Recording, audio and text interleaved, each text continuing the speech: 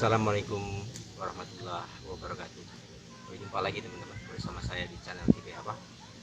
Salam sehat selalu, salam rahayu sahabat-sahabat semua dimanapun kalian berada.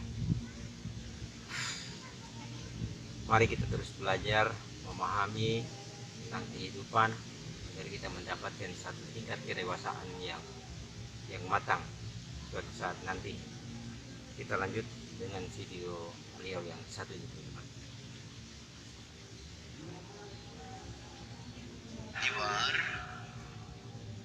Sekali lagi, setiap engkau menghadapi ujian, jangan cemas, jangan takut. Hadapilah dengan suka hati dan penuh semangat. Tapi nggak gampang, teman-teman. Ya, untuk menghilangkan rasa takut menghadapi ujian, cobalah otakmu disetel bahwa setiap ujian itu pertanda ada kenaikan kelas. Anda mau naik kelas nggak? Mau lah. Kalau seandainya Anda tidak mau diuji, bisa nggak? Ya. Bisa nggak naik tanpa diuji? Nggak bisa. Sesuai Pak Profesor, ada nggak mahasiswa tanpa ujian langsung aja ujian akhir itu? Uji juga hanya, atau tanpa ujian langsung dikasih ijazahnya seperti itu? Ya nggak ada. Hidup itu selalu dari ujian dan keujian. Ya seorang mahasiswa sampai S1 berapa semester?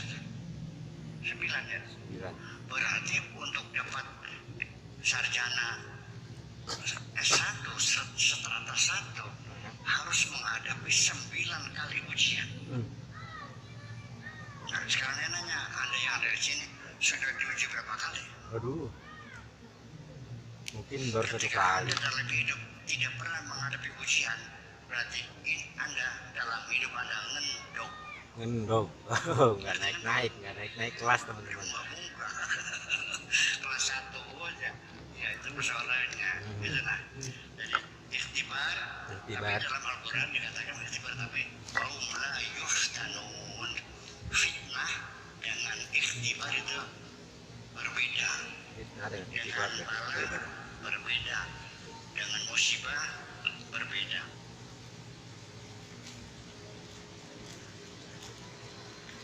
Habis teman-teman videonya. Seperti biasa, video beliau memang sedikit tapi padat isinya. Kita sambung langsung aja teman-teman ya, karena sangat pendek videonya. Kita dengarkan yang videonya yang selanjutnya. Halaman yang ke-10-nya yang intinya begini. Kalaupun kamu sudah bercerai dengan suamimu, ya sudah selesai, tutup. Buka lembaran baru.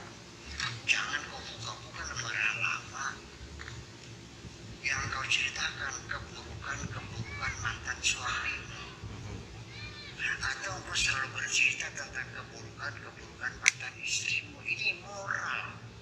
Dulu kan dia jadi istrimu. Ya. Pernah tidur bareng kan? Pernah. Sering, Pak. Teranjang bareng kan? Sering. Udah lahir batin kan? Oh, tiga-tiganya membongkar kejelekan setelah kau bercerai. Moral. Dulu dia pernah menjadi istrimu. Saya tidak suka melihat orang yang menjelek-jelekan mantan istrinya. Iya. Jaga moral baik-baik. Dulu kan pernah menjadi istrimu. Dulu kan pernah. Beberapa video beliau ini selalu berkata, jaga moral, jaga moral, jaga moral, jaga moral. Artinya begitu pentingnya moral ini, teman-teman. Maksudnya begitu pentingnya adalah moral ini bisa terlihat bahwasanya orang itu dalam keadaan sakit atau tidak, teman-teman. Terlihatnya seorang manusia itu bagaimana mereka menjaga moralitas mereka dalam hidup.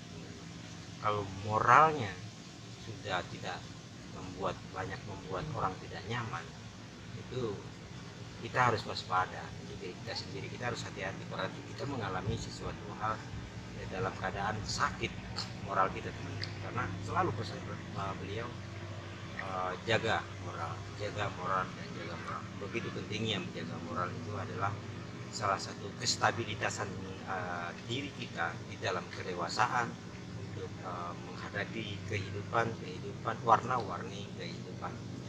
Memang moral ini kadang-kadang masuk ke dalam keegoisan seseorang juga, teman-teman. Tingkat sifat orang yang egois dan segala macam itu bisa kronis atau bisa menjadi orang itu sakit ya. Kita lanjutkan ya. Menjadi suami, mau aku ceritakan. Ya udah selesai. Arti moral masalahnya. Itu juga nanti salah lagi ke sahabat. Saat kita berhenti lalu ini jelek-jelekin gue juga nih. Iya. Nah gitu. Jelas. Ya kita saja. Nah, untuk itu mereka maka Kanjeng Nabi memberikan janji man satara musliman satarallahu yaumal qiyamah. Barang siapa yang menutupi keburukan-keburukan orang lain, nanti keburukan-keburukan dia juga akan ditutupi oleh Allah di hari kemudian. Itu saja, terima kasih. Judulnya habis teman, singkat tepat padat. Barang siapa yang menutupi keburukan orang, maka suatu saat di kemudian kelak maka Allah akan menutupi keburukannya.